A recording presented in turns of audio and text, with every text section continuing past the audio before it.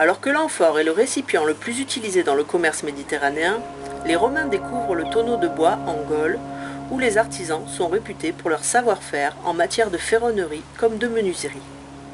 Après la conquête romaine, le tonneau remplacera les fragiles et malcommodes amphores.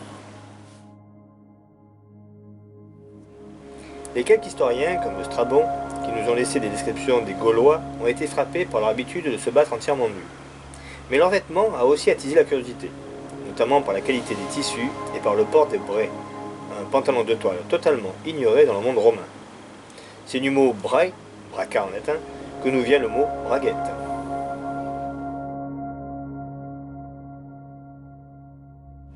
Inlassables défricheurs, les Gaulois ont su mettre les terres en valeur, notamment grâce à l'usage de la charrue équipée d'un soc en fer.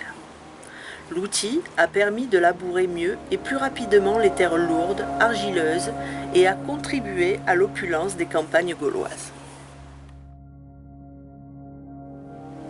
En attendant que la culture de la vigne se répande en Gaule, et avec elle la consommation de vin, les Gaulois boivent à chaque repas de la cervoise, ancêtre de notre bière, faite à partir d'eau et de grains fermentés comme l'orge, le blé, le métail, l'avoine ou le pois.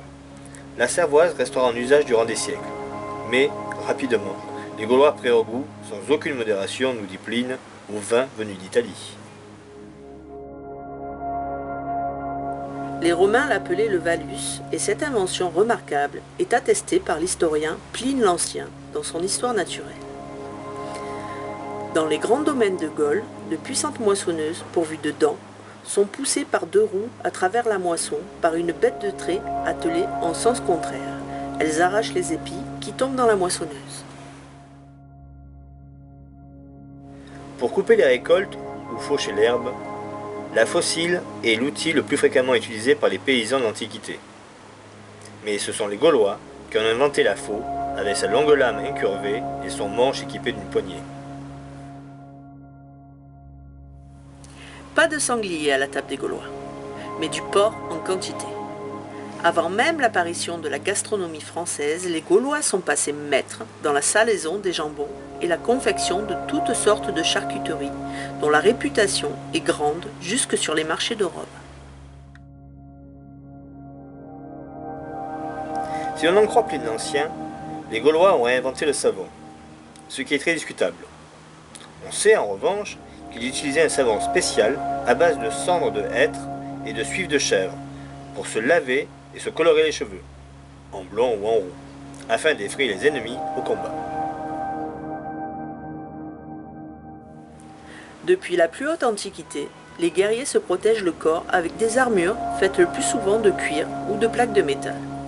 Mais ce sont les Gaulois, habiles artisans des métaux, qui les premiers ont confectionné des cottes de mailles plus souples et plus légères. Les guerriers gaulois se battaient le plus souvent nus, et le port d'une cotte de maille, qui restait un objet rare et précieux, ne s'est répandu que très lentement.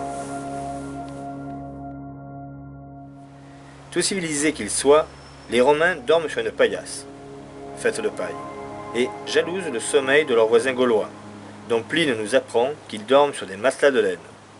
Ce n'est pas surprenant si l'on considère que l'élevage du mouton est largement répandu partout en Gaule. Reste que seuls quelques membres de l'aristocratie gauloise devaient avoir ce privilège.